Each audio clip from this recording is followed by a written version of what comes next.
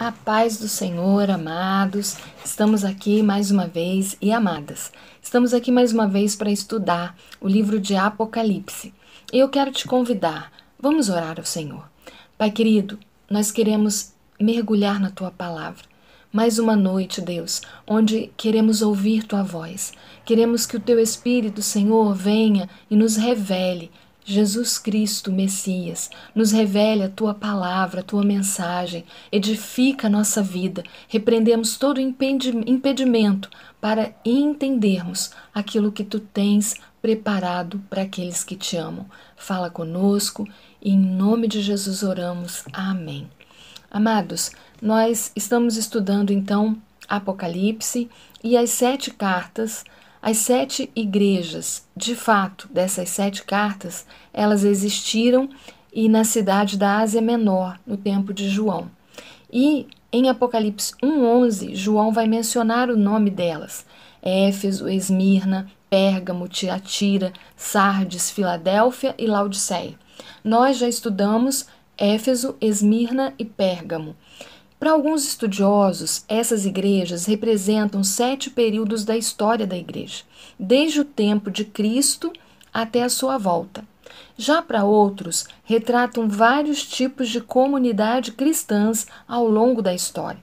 Então a gente vê que os teólogos eles divergem um pouco, mas, na verdade, o que importa é que nós, como igreja, podemos receber, e quem tem ouvidos, ouça o que diz às igrejas. E hoje nós vamos estar falando sobre Tiatira.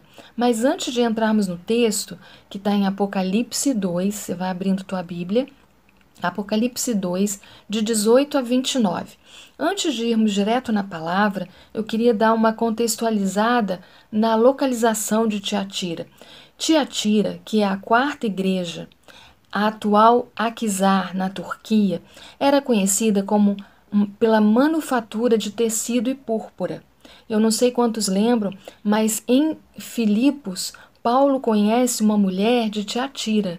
O nome dela é Lídia e ela é comerciante de tecido de púrpura, porque, na verdade, esse comércio era muito grande na cidade de Tiatira. Isso está lá em Atos 16:14. E Tiatira, localizada no sudeste de Pérgamo, também tinha uma grande produção de utensílios de bronze, também eram feitos. Por causa da concentração de artesãos e comerciantes, havia várias associações para que os profissionais participassem da produção do comércio de bens. O profissional tinha que se afiliar a essas associações. Não é muito diferente hoje, né? Se um comerciante ou se um produto ele se torna importante numa cidade, logo existe uma associação, uma liga, né? As pessoas se associam a algo que vai promover a venda, que vai promover a cidade. Ali também existia. Por isso, era comum os membros dessa associação, os profissionais, participarem de banquetes consagrados às divindades pagãs, que com frequência terminava em orgias. E esse era um grande problema. Era, na verdade, um problema para a igreja de Tiatira. Bem, mas deixando de lado esse contexto para a gente entender um pouco, nós vamos ver o que narra Apocalipse 2, de 18 a 19. Então vamos lá, versículo 18. O anjo da igreja em Tiatira escreve: essas coisas diz o Filho de Deus, que tem os olhos como chama de fogo e os pés semelhantes a bronze polido. Bom, João já inicia sua carta dizendo para quem está enviando, para Tiatira, e quem está escrevendo, quem está falando. João está falando no nome daquele. Aquele quem? O Filho de Deus, do Deus Altíssimo. Por isso, esse Filho de Deus, ele tem poder. E ele vai caracterizar, na visão de João, para aquela igreja, que Jesus tem chama de fogo nos olhos e que tem os pés de bronze polido. Você percebe que ele usa o bronze polido. Por quê? Porque é a imaginação daquela localidade. eles são produtores de bronze, né? E eles sabem o quanto reluz um bronze polido. Isso vai mostrar o poder do Filho de Deus falando à igreja. Então, ele usa uma figura de imagem para que o povo ali entenda. E ele continua no versículo 19, após haver a abertura da carta, ele vai fazer o que ele faz em todas as cartas. Ele começa elogiando, porque Jesus, em todas as cartas, faz primeiro um elogio ao fruto de cada igreja. O Senhor te conhece e Ele sabe o que você faz. Estamos em tempo de pandemia, a pastora pode não saber, o irmão pode não saber, mas o Senhor sabe o que estamos fazendo no nosso secreto. O Senhor sabe o que nós fazemos a cada dia. E aqui na palavra, Ele diz assim, para a igreja de Tiatira: conheço as tuas obras, o teu amor, a tua fé e o teu serviço, a tua perseverança e as tuas últimas obras, mais numerosas do que as primeiras. E sabe, irmãos, é interessante mesmo o que acontece aqui. É bem interessante. Por quê? Porque Deus conhece e sabe das nossas obras. E para Tiatira ele vai dizer: o teu amor, a tua fé, serviço e perseverança. E ao contrário do que ele diz para Éfeso, que abandonou o primeiro amor, ele vai elogiar dizendo que Tiatira, ela está amando mais, servindo mais, tendo mais fé e mais agora do que no início da caminhada dela. E aí eu parei para perguntar para mim mesma e pergunto para você: como igreja, você e eu receberíamos esse elogio do Filho do Deus Altíssimo? Que o nosso amor, a nossa fé, a nossa esperança no Senhor, que tudo isso está mais forte agora, as nossas obras, aquilo que fazemos, não para que os outros vejam, mas fruto do amor que Deus nos dá. Isso hoje, vamos parar para pensar, é maior do que quando eu conheci a Jesus Cristo? Será que eu hoje receberia esse elogio do Pai? E do Filho e do Espírito, porque o Senhor falou isso e isso me chama a atenção porque é algo muito importante de ouvir o Deus que nos conhece nos elogiar assim. E a qualidade e quantidade das obras de Tiatira revelam que essa igreja crescia em serviço a Cristo, o que, como eu falei, era diferente de Éfeso, que fazia, mas estava parando. E glória a Deus se na sua vida é assim. Mas não para aí a carta. Tem a segunda parte, a crítica. Diferente de Esmirna, que não teve crítica, a igreja de Tiatira é criticada. Porque o nosso Deus, ele corrige a quem ele ama e ele pode criticar porque ele nos sonda. Ele nos conhece não apenas por fora, não apenas o que eu produzo com a minha mão, mas o que eu sinto, o que eu penso, as minhas intenções. Então, ele diz no verso 20, vamos ler lá na Bíblia. Versículo 20. Tenho, porém, contra ti o tolerares que essa mulher, Jezabel, que a si mesmo se declara profetiza, não somente ensine, mas ainda seduza os meus servos a praticarem a prostituição e comerem coisas sacrificadas aos ídolos. Dei-lhe tempo para que se arrependesse. Ela, todavia, não quer arrepender-se da sua prostituição. Então, amados, havia um problema. Lembra do contexto da localização? Aquela cidade era cheia de prostituição, de orgia, bebida, relacionamentos sexuais ilícitos, sabe? O comércio crescia, Mamon, né, o deus do dinheiro, crescia com o comércio, com a produção, mas precisava haver uma entrega de sacrifício e de comer coisas oferecidas a ídolos. E havia na igreja, porque a igreja começa a se acomodar né? A igreja começa a achar assim, tá tudo bem, faz parte da cultura da cidade, faz parte para que a gente não seja visto de forma diferente, é melhor a gente fazer alguns consentimentos, algumas aliançazinhas aqui e ali. Amado, cuidado, porque quando fazemos isso, nós nos tornamos como Tiatira, capaz de ser conivente com o Deus desse mundo, para ganhar algum lucro, para ser aprovado pelos homens, não sei. Mas Tiatira estava permitindo que Jezabel, olha o nome que João usa, Jezabel, essa mulher, olha, João usou esse nome por quê? E aqui na minha Bíblia de estudo vem falando assim, Jezabel, a rainha perversa de Israel do século 9 a.C., ela levou o povo da aliança a adorar ídolos pagãos. Exigiu que seus deuses tivessem o mesmo direito que o Senhor Deus de Israel. Mulher forte, obstinada, Jezabel não hesitava em manipular outros para conseguir o que queria. Isso está lá em 1 Reis 21, de 25 a 26. Nós não vamos ler. O nome Jezabel significa sem coabitação. Jezabel se recusava a coabitar ou a viver junto com qualquer que fosse a pessoa que não se sujeitasse à autoridade senão a dela própria. Incentivou o povo de Israel a cometer adultério físico e espiritual, cultuando a outros deuses. Tal prostituição não podia ser tolerada pelo Senhor, e ele condenou Jezabel, seu marido Acabe e todos os seus descendentes à morte. Isso está lá em 1 Reis 21, de 23 a 25.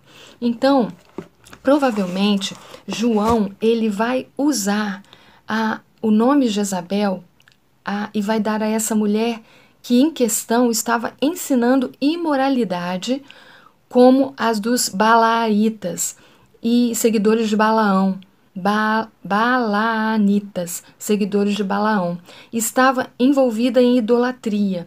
Então, provavelmente, essa mulher estava no meio do corpo de Tiatira e ela estava tendo espaço para ensinar, espaço para seduzir, estavam permitindo que ela levasse coisas que não convinham, que a palavra diz que não deve, mas ela estava ensinando.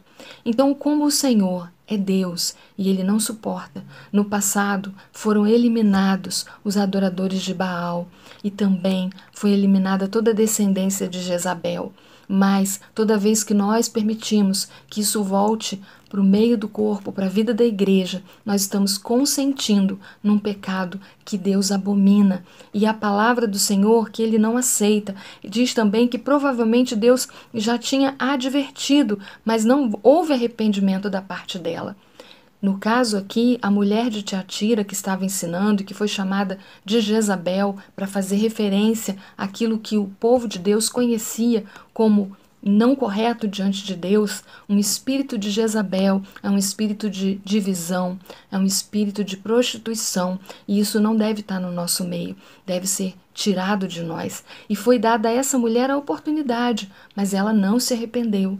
Como lá em Mateus 23:37, Jesus fala olhando para Jerusalém: Jerusalém, Jerusalém, que matas os profetas e que apedrejas os que eu envio.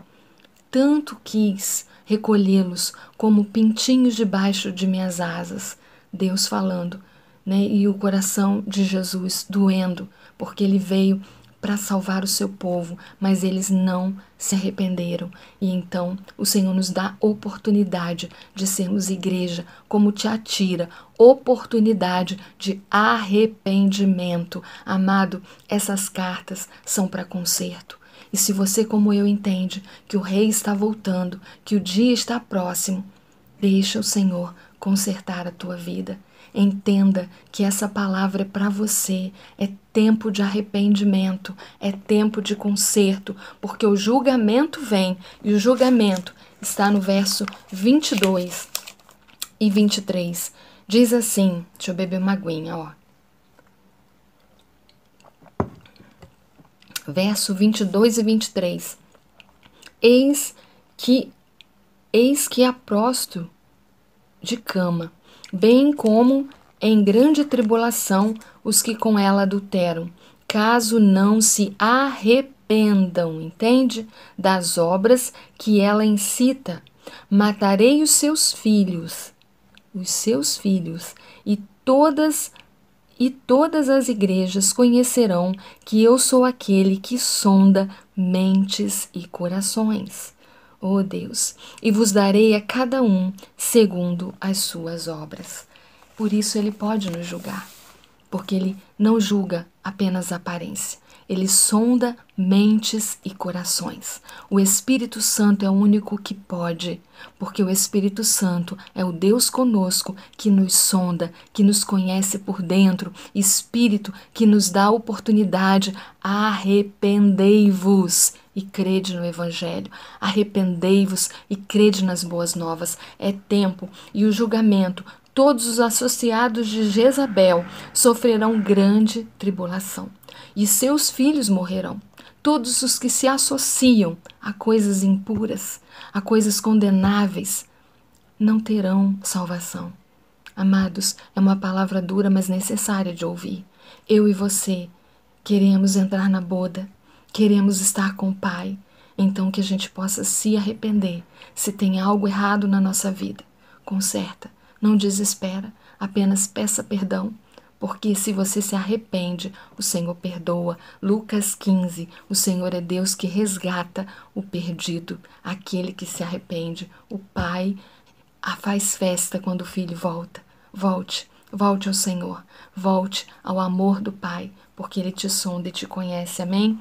A palavra do Senhor também no Salmo 62:12, é um salmo de Davi, ele diz: e a ti, Senhor, pertence a graça, pois a cada um retribuis segundo as suas obras. Tem gente que pensa, poxa, mas Deus não pode, como Pai, Ele é mau. Não, Ele não pode julgar. Claro que Ele pode. Ele é um Pai amoroso, mas Ele é justo. Ele deu o Cordeiro Jesus que virá como leão da tribo de Judá julgar o mundo. E julgará a cada um segundo as suas obras, que são obras frutos de algo que Ele conhece, que é a nossa mente, a nossa alma, o nosso espírito. Jeremias 17:10 diz: eu sou o Senhor, esquadrinho o coração, eu provo os pensamentos, isto para dar a cada um segundo o seu proceder, segundo o fruto das suas ações. Entende? E no versículo 23, esse julgamento, ele tem um outro lado. Ele vai dizer assim, preste atenção, no versículo de número 24, digo, todavia, a vós outros, os demais de Tiatira, a tantos quanto não têm essa doutrina e que não conheceram, como eles dizem, as coisas profundas de Satanás. Outra carga não jogarei sobre vós. Versículo 25. Tão somente, presta atenção nesse versículo, irmão. Tão somente conservai o que tendes até que eu venha. Olha, o julgamento de morte eterna para aqueles que não se arrependem, mas para aqueles que se avaliarem hoje e perceberem, não, eu tenho mantido a minha santidade, eu não tenho feito associação com nenhum deus mamon, com nenhum deus desse mundo, com prostituição, com avareza, com lascívia, com todo o fruto da carne, eu luto contra a carne, eu busco o fruto do Espírito de Gálatas 5:22 e 23, eu quero viver uma vida reta, eu busco misericórdia a Deus a cada manhã, eu confesso, eu creio. Se você é assim, mantenha o que você tem até que Ele volte. Não desista, não pare, continue, porque o Senhor vai usar a tua vida para gerar vida na tua casa, para gerar vida em outras vidas, e você não só será salvo, como levará outros à salvação. É isso que o Senhor está dizendo para aquele grupo, porque aquela igreja, apesar de estar abrindo a porta para coisas que não convinham, era uma igreja que haviam pessoas fiéis, que estavam perseverando na fé, no amor e nas boas obras, estavam perseverando naquele que era, que é e que há de vir. Então, Jesus, que nos conhece profundamente, Ele pode nos julgar. E ao julgar, Ele vem estabelecer uma advertência.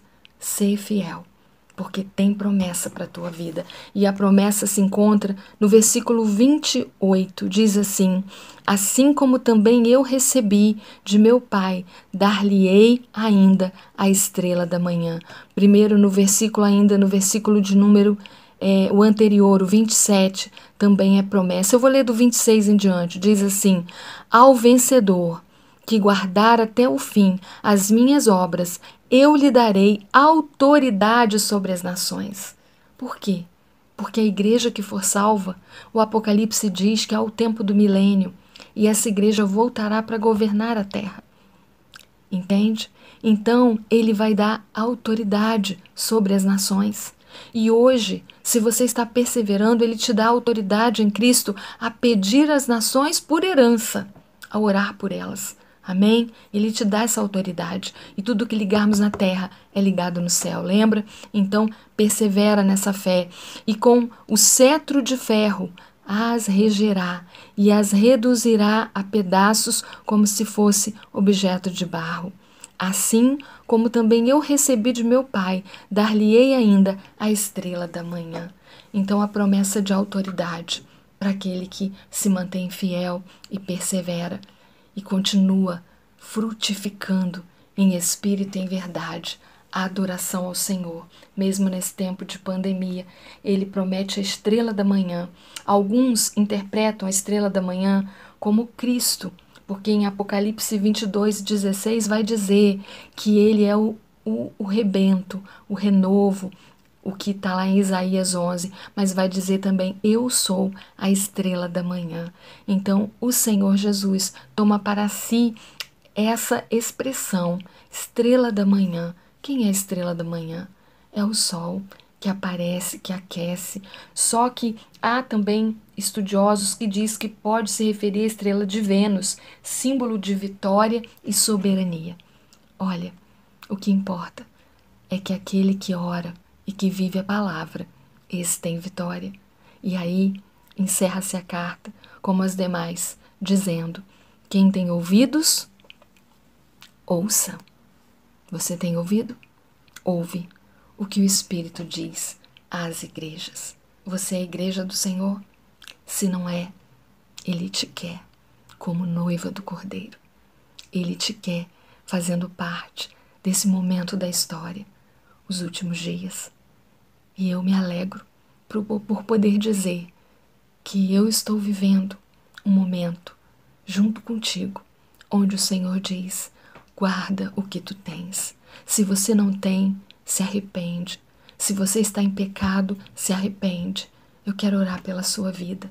E se você, igreja, tem mantido a fé, fortaleça nela.